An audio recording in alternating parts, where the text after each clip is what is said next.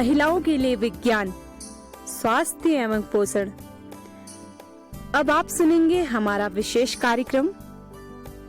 ये कार्यक्रम राष्ट्रीय विज्ञान एवं प्रौद्योगिकी संचार परिषद, विज्ञान एवं प्रौद्योगिकी विभाग, भारत सरकार द्वारा उत्प्रेरित एवं समर्थित है और इसे कुमाऊवानी सामुदायिक रेडियो द्वारा तैयार किया गया।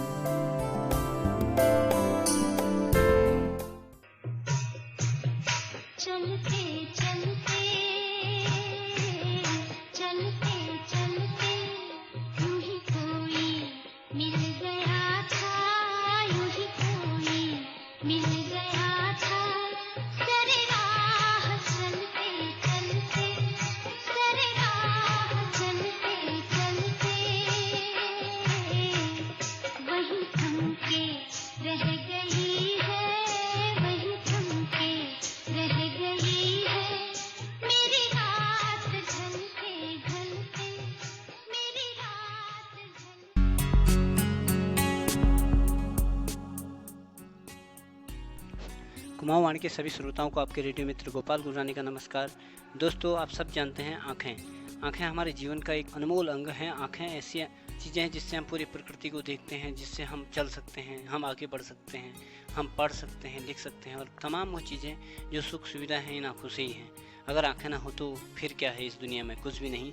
और आँखों की सुरक्षा के लिए हमेशा प्रयास करना चाहिए। यही इस आज कार्यक्रम में माता बहनों के लिए भी हम बात करेंगे, क्योंकि आँखों का सबसे ज़्यादा ध्यान देना अपने बच्चे के प्रति भी माँ बाप देखते हैं और माता जो होती है वो हमेशा परवरिश के लिए मानी जाती है। ऐसे में ये जानेंगे सर से, आज हमारे साथ हैं अरविंद पांगती जी, नेत्र चिकित्सक, जिला अस्पताल अल्मोड़ा से। सर्वप्रथम सर आपका स्वागत है कुमाऊवाणी। सर, आपसे जानना चाहेंगे कि आँखों में विशेषकर जो चातुर्मास की ये दिन हैं, यहाँ किन रोगों की ज़्यादा संभावनाएं हैं, इस पर थोड़ा हमें बताएंगे। इस मौसम को देखते हुए तो अभी आई फ्लू जो रहता है, इस तरह के मरीजों की संख्या काफ़ी बढ़ जाती है इस समय। और इस समय जो आई फ्लू के जो सिम्टम रहते हैं, जो लक्षण रहते हैं, उसमें आंखें लाल होना, आंखों से पानी आना, आंखों में चुभन, इस तरह के लक्षण उसमें दिखाई देते हैं। और ये जो बीमारी होती है आई फ्लू, ये एक दूसरे को बहुत जल्दी फैलता है। इसलिए इसमें सबसे ज़्यादा जो है सावधानी और साफ सफाई की ज़रूरत रहती है। इसके लिए बेसिकली बहुत अच्छी दवाइयाँ के साथ साथ जो सबसे महत्वपूर्ण चीज़ है उसमें साफ सफाई का ध्यान देना। स्कूलों में या ऐसे जगह पे जहाँ बहुत भीड़ भाड़ रहती है, एक दूसरे से बहुत कांटेक्ट रहता है, तो वहाँ पे इस तरह की बीमारी बहुत जल्दी फैलने की संभावना रहती है। और घर पे भी अगर साफ सफाई का ध्यान न दिया जाए तो एक घर के किसी सदस्य को इस आई फ्लू होने पर संभावना ये रहती है कि घर के और सदस्य भी इससे प्रभावित रहते हैं।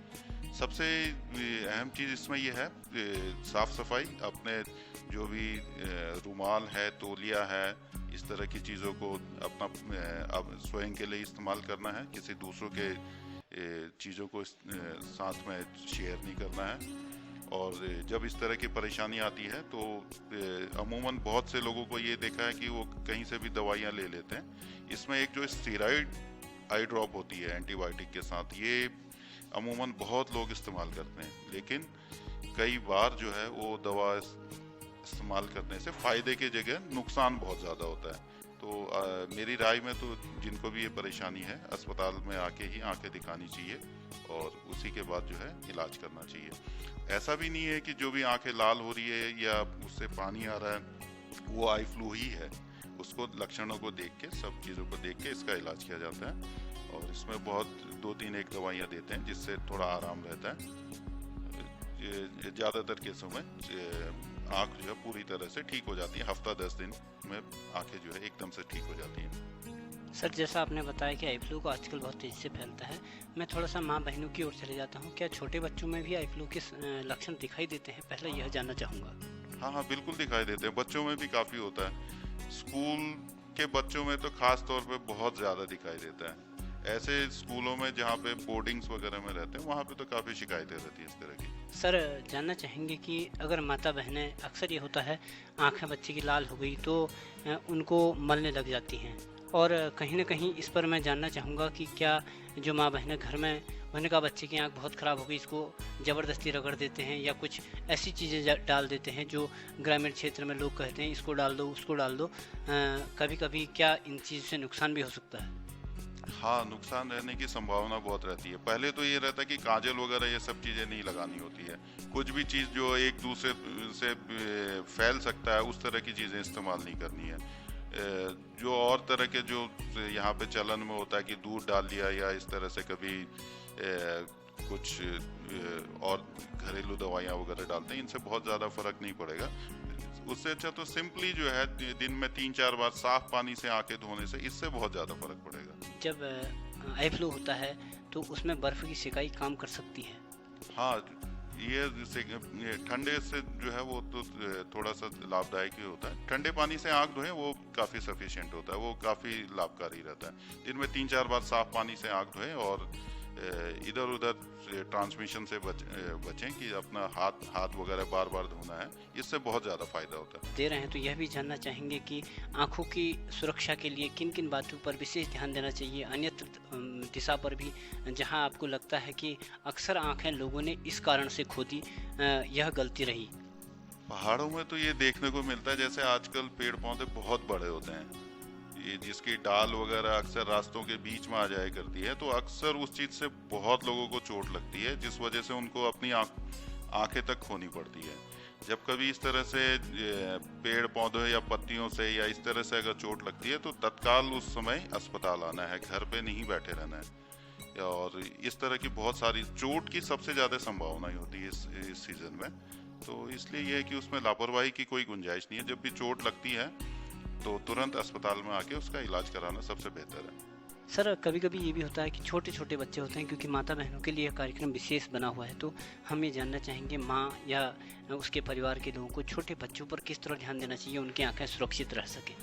छोटे बच्चों के लिए तो यही कहना चाहेंगे कि जब भी स्कूल हेल्थ प्रोग्राम के अंतर्गत जो सरकार द्वारा स्कूल हेल्थ स्कीम चलाई जा रही है, उस दौरान जो भी चिकित्सक स्कूलों में जांच के लिए आते हैं तो उन्हें आंखें जरूर दिखानी चाहिए। अगर वो सलाह देते हैं कि इसमें नज़रों की जांच करें, कहीं इसमें चश्मा तो नहीं लग सकता है, तो उस चीज़ की पूरी जांच के लिए जो है अस्पताल में आना ज़रूरी है। वो ऐसे फील्ड में जांच करना तो बहुत मुश्किल होता है, क्योंकि मशीनें वगैरह काफ़ी चीज़ें चाहिए होती हैं। वो सारी सुविधाएं यहाँ पे उपलब्ध हैं, चाहे बेस अस्पताल हो चाहे हमारा जिला अस्पताल हो। यहाँ पे अगर चश्मे का नंबर होता है तो उसको चश्मा पहनना बहुत ज़रूरी होता है। और जहाँ पे ये कि साल में कम से कम एक बार आंखों की ये रोशनी की जांच वगैरह करा लेनी चाहिए। और जो बहुत ही छोटे बच्चे होते हैं पैदा होने के बाद, अगर उन बच्चों के आंखों के बीच में अगर सफ़ेद आपको दिखाई देता है तो उस कंडीशन में, या अगर आंखें तिरछी हो रही है पैदा होने के तुरंत बाद या कुछ महीनों बाद, तो ऐसी सूरत में अस्पताल में दिखाना बहुत ज़रूरी है। क्योंकि अगर आंखें तिरछी हो, उसमें अगर चश्मे का नंबर हो तो वो उस स्थिति में सही हो सकता है। जैसे जैसे समय बीतता जाता है तो उसमें फिर आंखों में पूरी रोशनी आने के चांसेस काफ़ी कम होते जाते हैं।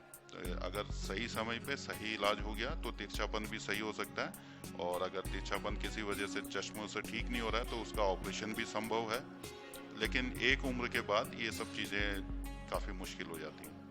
नहीं, जो चश्मे का नंबर वगैरह जो परेशानी रहती है उसमें ये रहता है कि आंखें बिल्कुल नॉर्मल दिखाई देती हैं बाहर से, उसमें सिर्फ और सिर्फ चश्मे का नंबर होता है जिसको चश्मा पहन के ही ठीक किया जा सकता है। उसमें कुछ इस दर्द वगैरह या लालीपन या इस तरह के कुछ नहीं आते कई बार। वो सिंपल जो है चश्मे का नंबर होता है, लेकिन इतना ज़्यादा नंबर होता है तो उस वजह से आँख जो है अपना काम करना ही बंद कर देता है। हालांकि बाहर से देखने में आंखें बिल्कुल एकदम सही रहती है। सबसे बड़ी चीज़ तो ये है कि स्कूल हेल्थ प्रोग्राम में जो भी ये कार्यक्रम रहता है इसके तहत काफ़ी फोकस करने की ज़रूरत है। साथ में ये भी देखना चाहिए कि अगर कोई बच्चा अगर ब्लैक बोर्ड में नहीं दिखाई देता उसे, अगर वो पीछे बैठा हुआ है, उसको ब्लैक बोर्ड, अगर वो ये शिकायत करता है कि उसको ब्लैक बोर्ड में जो लिखा हुआ है वो दिखाई नहीं दे रहा है, या किताबों को बहुत नज़दीक लेके पढ़ता है, तो एक संभावना रहती है कि उसमें जो है कहीं ना कहीं कुछ ये रिफ्रैक्टिव एरर होगा। तो इसकी जांच करा लेनी चाहिए समय से। सर अब मैं थोड़ा सा और ध्यान देने की बात करूं तो अक्सर ये होता है कि जब किसी बच्चे की आंख में कोई चीज़ घुस जाती है तो ऐसी स्थिति में माँ बाप या लोग उस आंख को मल देते हैं या बच्चा खुद मलने लगता है। ऐसे में क्या बचाव की ज़रूरत है, क्या करना चाहिए? अगर आंखों में कोई चीज चले जाती है, खास तौर पे अगर बच्चों में तो बहुत ज्यादा संभावना तो नहीं रहती है, कीट पतंगे वगैरह जा सकती हैं, तो अमूमन नेचुरली ये रहता है कि वो आंखों से हट के किसी कोने में पहुंच जाती है। तो उसे अगर कॉर्निया जो बोलते हैं, बीच वाला हिस्सा जो है, अगर उसमें नहीं है, अगर साइड में है, तो वो उसको जो है साफ रुमाल से या किसी तरह से निकाला जा सकता है या पानी से साफ करके निकाला जा सकता है। अगर कॉर्निया पे अगर कुछ चीज़ अटक गया तो वो बहुत ही पीड़ादायक होता है और उसको तो फिर अस्पताल में आके ही अच्छी तरह से ये माइक्रोस्कोप के अंदर देख के किस जगह पे है, कितने गहराई में वो चले गया है, उसके हिसाब से देखते हुए उसका उपचार किया जाता है। सर मलने की बात कही मैंने, बार बार लोग आंख मलते हैं, क्या आंख को मलना चाहिए अगर किसी की आंख में कोई चीज़ घुस जाती है? नहीं, आंखें तो नहीं मलनी चाहिए, ये है कि पानी से साफ करना चाहिए। पानी डाल के, अगर कई बार होता है कि पानी के साथ ही वो बह के निकल जाता है। सर आपने इतना कीमती समय हमारे श्रोताओं को दिया आंखों के लिए, आंखें बनी रहें लोगों की, इसके लिए आप कुछ कहना चाहेंगे अंत में जाते जाते? आंखों से ही सब कुछ है आजकल। शरीर का एक बहुत ही अहम हिस्सा है।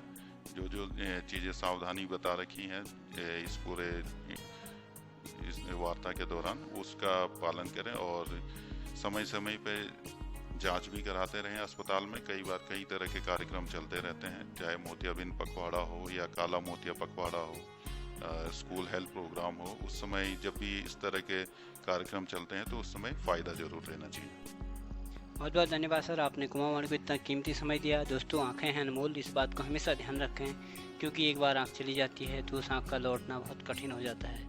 पढ़ते समय अगर किताब को ज़्यादा नज़दीक ला रहा है और ब्लैक बोर्ड में देख नहीं पा रहा है तो उस पर ज़रूर ध्यान दें, क्योंकि एक माँ ही संसार में ऐसी पीड़ादायी अपने बच्चे को दूर कर सकती है जो कोई नहीं कर सकता। इसलिए उसकी आंखों का ध्यान देना हम सब का कर्तव्य होगा, साथ ही अपनी आंखों का ध्यान देना भी होगा। इसी के साथ देंगे इजाज़त, नमस्कार।